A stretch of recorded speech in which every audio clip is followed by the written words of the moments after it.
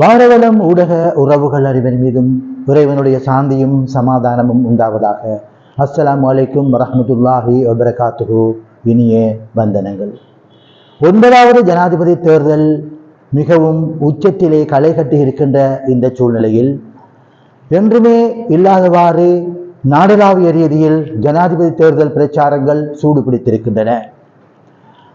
கடந்த ஜனாதிபதி தேர்தலிலும் பார்க்க இந்த ஜனாதிபதி தேர்தலிலே வேட்பாளர்களின் அதிகரிப்பு, வேட்பாளர்களுக்கு இடையிலான கடுமையான போட்டி என்பனவற்றினால் ஜனாதிபதி தேர்தலை உலகமே நிமிர்ந்து பார்க்கின்ற அளவுக்கு, எதிர்பார்க்கின்ற அளவுக்கு மாறியிருக்கிறது. கடந்த காலங்களில் 2 வேட்பாளர்களே களத்தில் இருந்தார்கள் என்கின்ற செய்தியை நாம் தொடர்ந்து எமது காணொலியிலே பதிவு செய்து வந்திருக்கின்றோம். இந்த முறை 4 வேட்பாளர்கள் களத்தில் இருப்பார்கள் என்பதையும் நாம் ஜனாதிபதி தேர்தலுக்கு முற்பட்ட காலத்திலேயே எங்களுடைய பதிவுகளிலும் காணொலிகளிலும் பதிவு செய்திருக்கிறோம். ஆனால் இந்த 4 வேட்பாளர்கள் என்கின்ற நிலை மாறி இன்று 6 அல்லது 7 வேட்பாளர்கள் என்கின்ற நிலை கூட வந்திருக்கிறது. ஏற்கனவே ஜனாதிபதி ரணில் விக்ரமசிங்கவுக்கும் எதிர்க்கட்சி தலைவர் சஜித் பிரேமதாசா, அதே போன்று தேசிய மக்கள் சக்தியினுடைய தலைவர் அனுரகுமார திசாநாயக்க ஆகியோருக்கிடையே கடும் போட்டி இருந்தது. திடீரென களத்திலே குதித்த தம்மிக்க பிரேராவுக்கு பதிலாக பொதுஜன பெரமுனையுடைய வேட்பாளர் முன்னாள் அமைச்சர் பாராளுமன்ற உறுப்பினர் நாமல் ராஜபக்ச அவர்கள் களத்துக்கு வந்ததற்கு பிற்பாடு 4 முனை போட்டியாக இது மாறியிருந்தது. ஆனால் இப்போது அதையும் தாண்டி இன்னும் சில பிரபல்யமான வேட்பாளர்களுடைய வருகையும் களத்திலே மிக சூடான விடயமாக பார்க்கப்படுகிறது. இந்த சூழ்நிலையில் கட்சிதாவுதல் நடவடிக்கைகளும் தொடர்ந்தேர்ச்சியாக இடம்பெற்றுக் கொண்டிருக்கின்றன.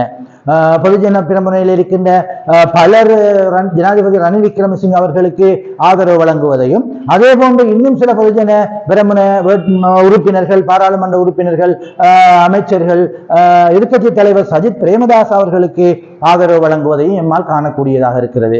அதே போன்று முஸ்லிம் கட்சிகள், முஸ்லிம் பிரமுகர்கள், தமிழ் கட்சிகள், தமிழ் பிரமுகர்கள் என்று பலர் தங்களுடைய இருப்பை தக்க வைத்துக் கொள்வதற்காக கட்சி மாறுகின்ற படலமும் ஆரம்பிக்கப்பட்டு தொடர்ந்தேர்ச்சியாக இடம்பெற்று வருகின்றது.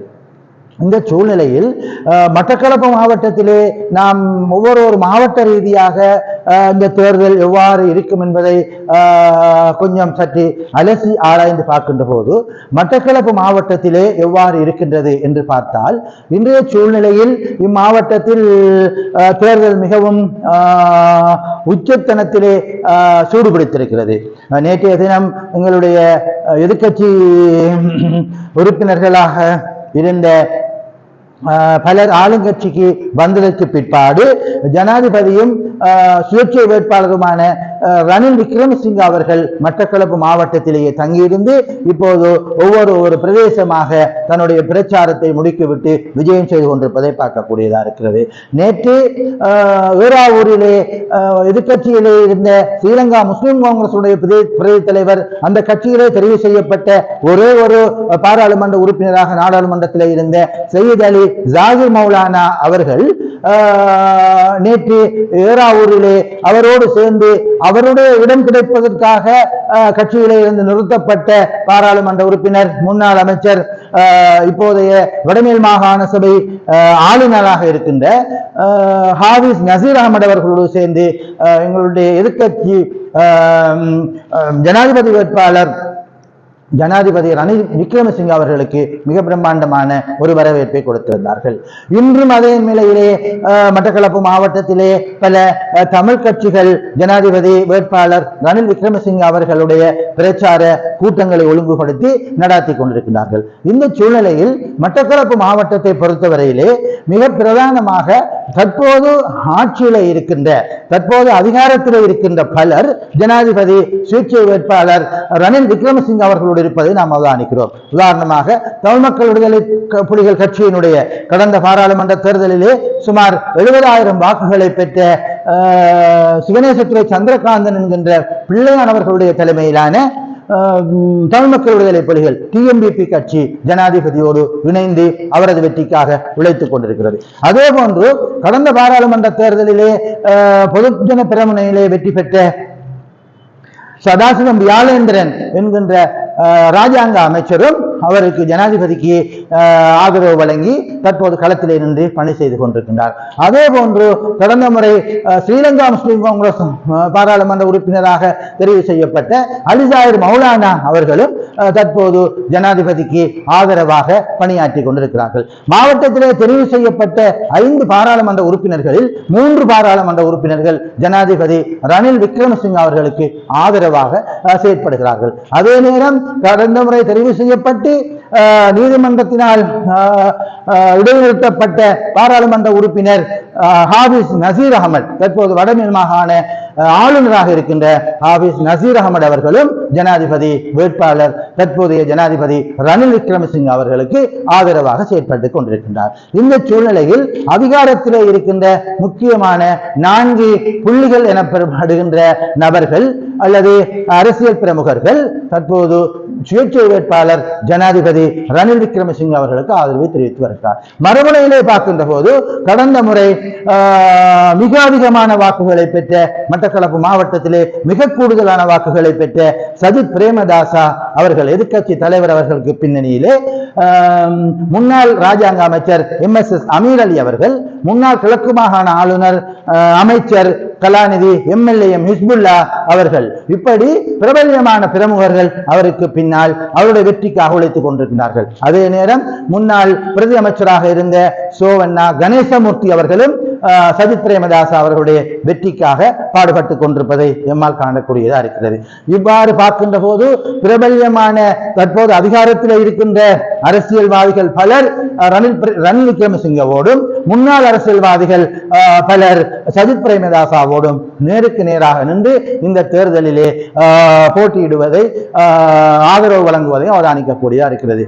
கடந்த தேர்தல்களை பார்க்கின்ற போது அநேகமாக எதிராக நிற்கின்ற ஆளும் தரப்புக்கு அல்லது ஆட்சியிலே இருக்கின்ற ஜனாதிபதி களத்தில் இருக்கின்ற போது அவருக்கு எதிராக வருகின்ற வேட்பாளர்களுக்கு தான் மட்டக்களப்பு மாவட்டத்திலே அதிகமான வாக்குகள் கிடைத்த வரலாற்றை நாம் திரும்பி பார்க்கலாம். சரத் பொன்சேகாவும் மஹிந்த ராஜபக்சவும் போட்டியிட்ட போது அதிகமான வாக்குகள் சரத் பொன்சேகாவுக்கே கிடைத்திருந்தது. அதே போன்று மைத்ரிபால சிறிசேனவும் மஹிந்த ராஜபக்சவும் போட்டியிட்ட போது அதிகமான வாக்குகள் மைத்ரிபால சிறிசேனாவுக்கு கிடைத்திருந்தது. அதே போன்று கடைசியாக 2019 நடைபெற்ற 8வது ஜனாதிபதி தேர்தலில் கோட்டாபய ராஜபக்சவும் சஜித் பிரேமதாசாவும் போட்டியிட்ட போது சுமார் 2 லட்சத்துக்கும் மேற்பட்ட அதிகமான வாக்குகளை சஜித் பிரேமதாசாவே பெற்றிருந்தார்.